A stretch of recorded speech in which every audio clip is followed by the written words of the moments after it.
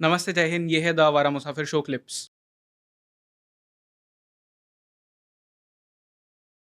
Sir actually the thing is कि मैं राजस्थान से हूँ, बट देन मुझे कभी राजस्थान की हिस्ट्री इतने अच्छे से पता नहीं थी।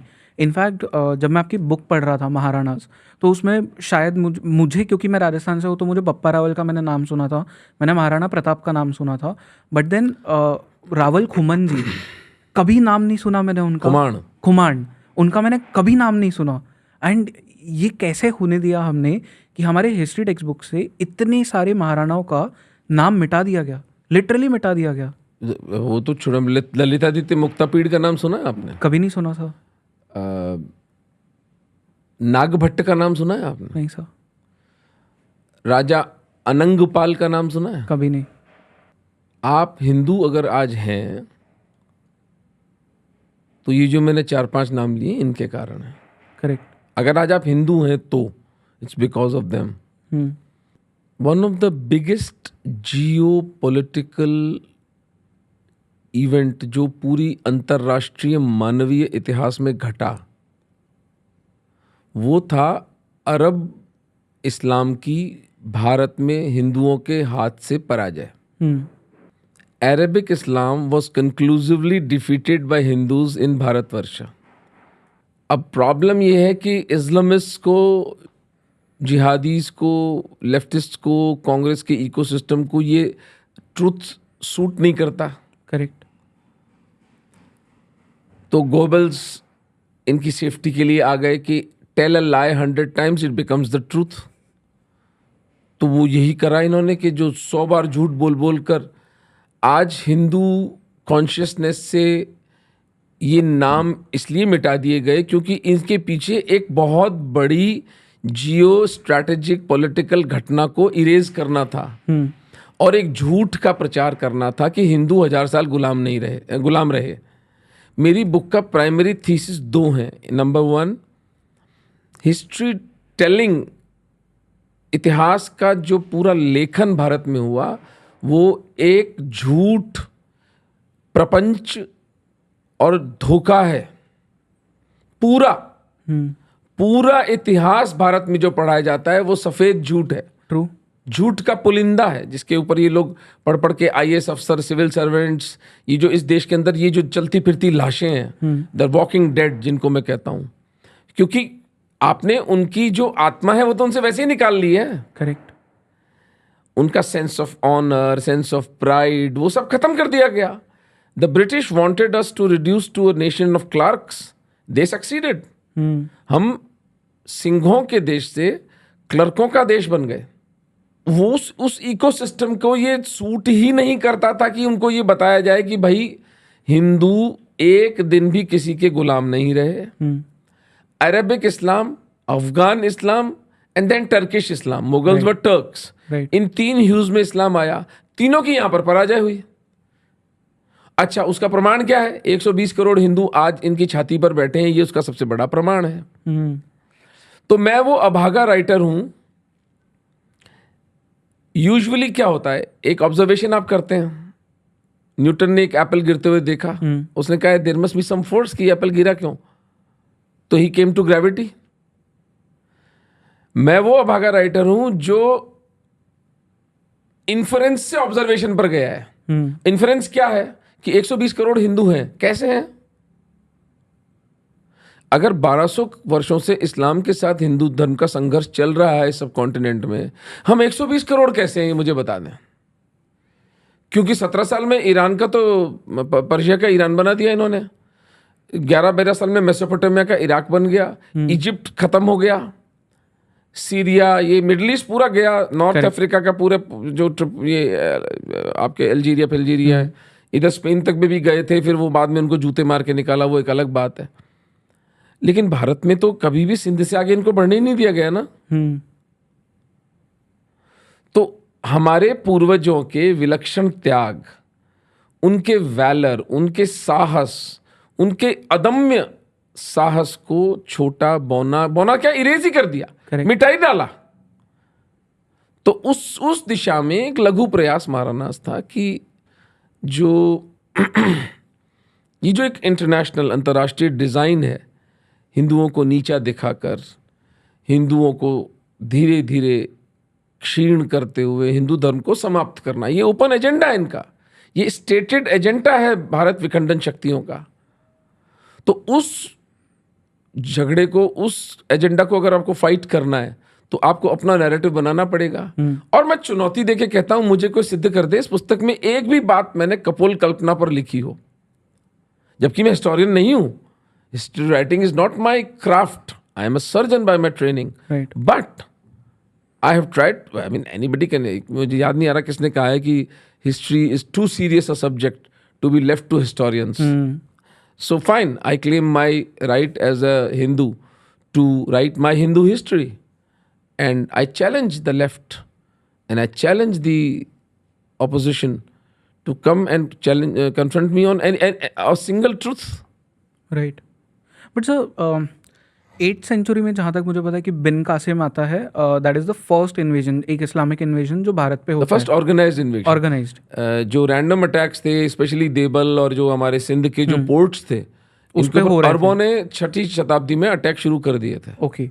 एंड फिर उसके बाद में जो महाराणा प्रताप जी का जन्म हुआ था, आई थिंक 1540 में, एंड छत्रपति शिवाजी महाराज 1630 में, as far as I remember, उसके बीच में क्या हो रहा था? बिकॉज एग्जैक्टली कुछ नहीं पता किसी को। एग्जैक्टली यही मैं अपने हर स्पीच में जाके बोलता हूं भाई, कि जरा सोचो तो सही यार, तुम्हारे साथ कितना बड़ा छल हुआ है।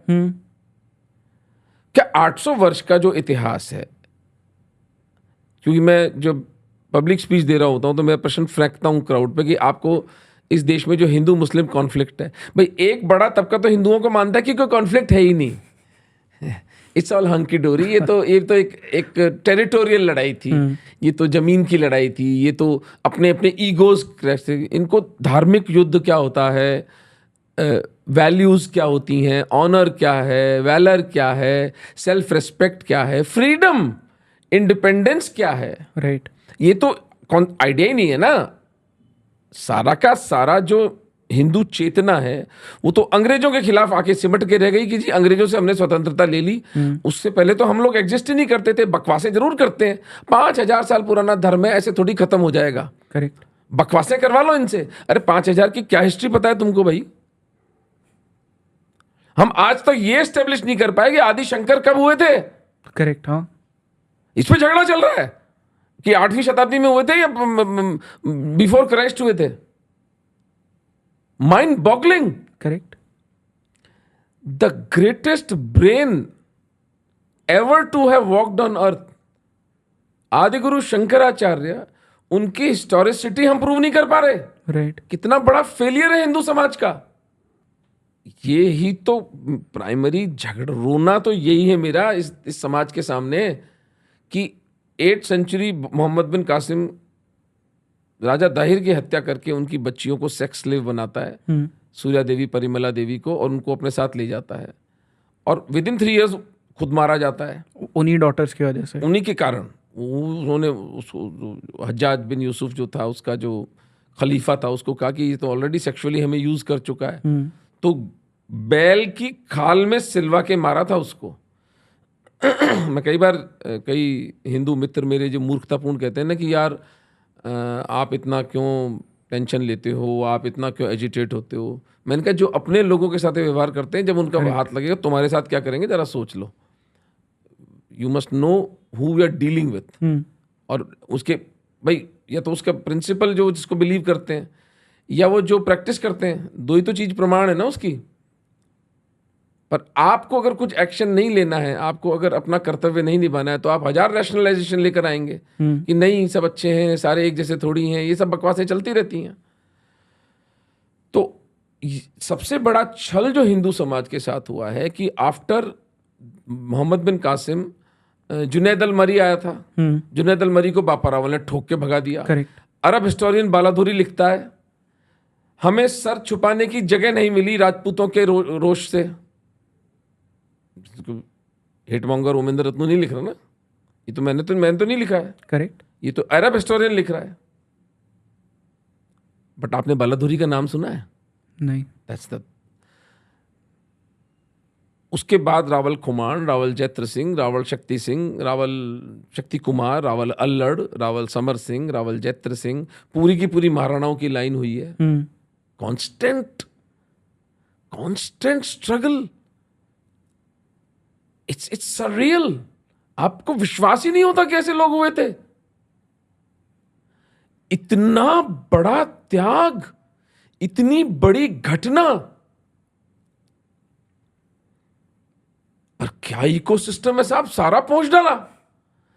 और मूर्ख हिंदुओं की आंख खुलती है प्रताप के जन्म पर 1540. अरे प्रताप इस लाइन के बहुत बड़े चमकते हुए सितारे हैं, लेकिन ये पूरा एक आकाश है.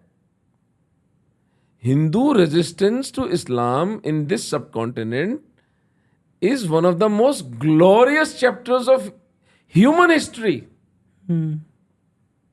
अब मैं इन्वोक करता हूं आप आंध्र के काकातीयाज, कर्नाटक के गौड़ा, उड़ीसा का नंदवंश, गुजरात के सोलंकी, पंजाब का शाहिया वंश, चालुक्यस, नीचे पल्लवास, चोलस, सबने अपना अपना कंट्रीब्यूशन किया. Vijayanagara kingdom, right. इस स्टोरी को पहुंच ही डाला गया. तो इसलिए there is a blackout of 800 years from 8th century to 16th century.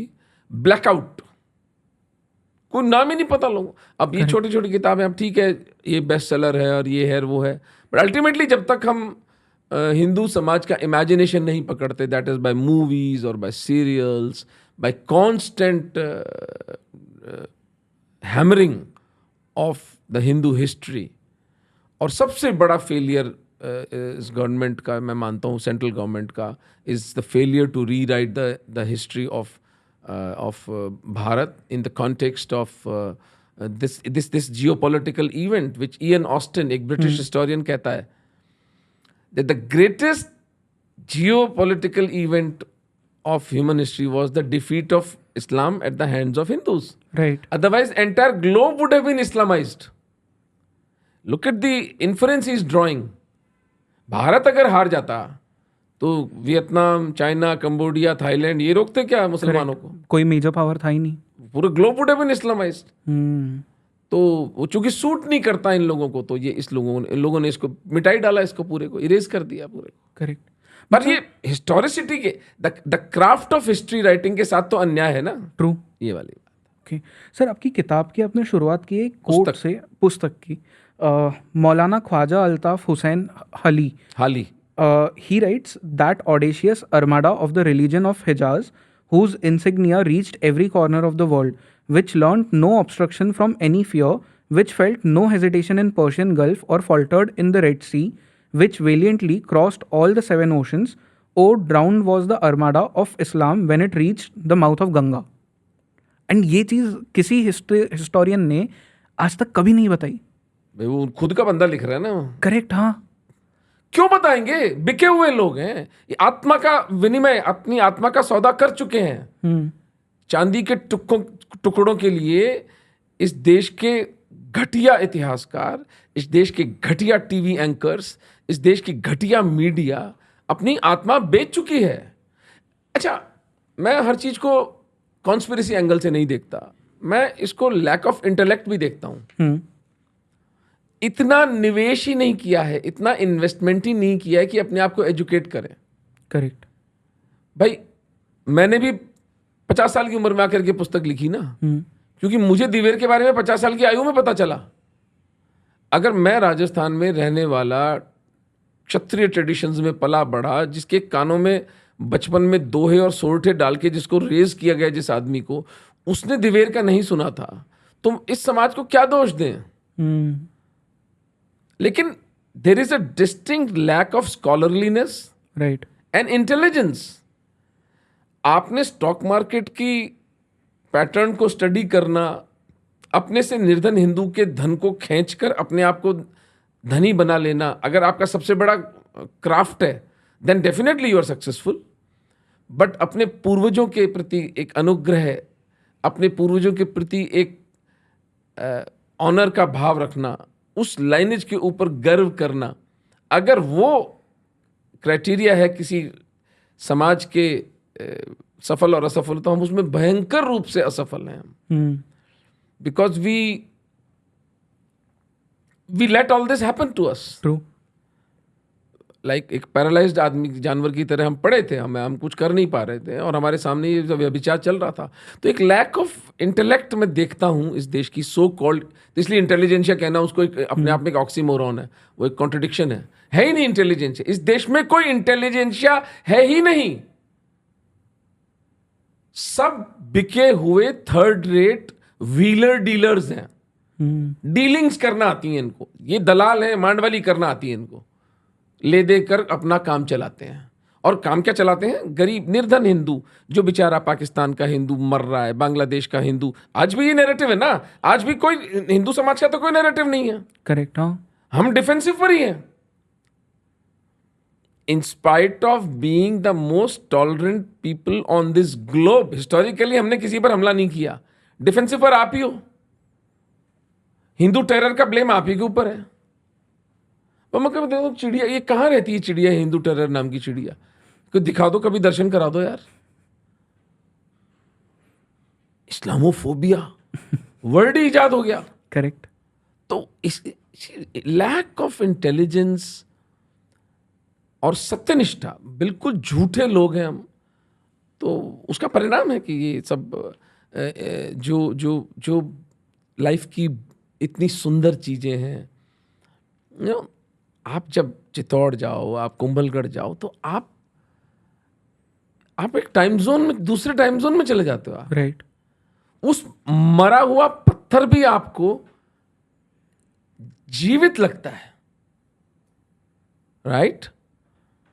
तो उस विलक्षणता को, उस सुंदरता को, उस भाव को ही खो दिया जिस समाज ने, तो फिर तो चलते फिरते शव हैं हम।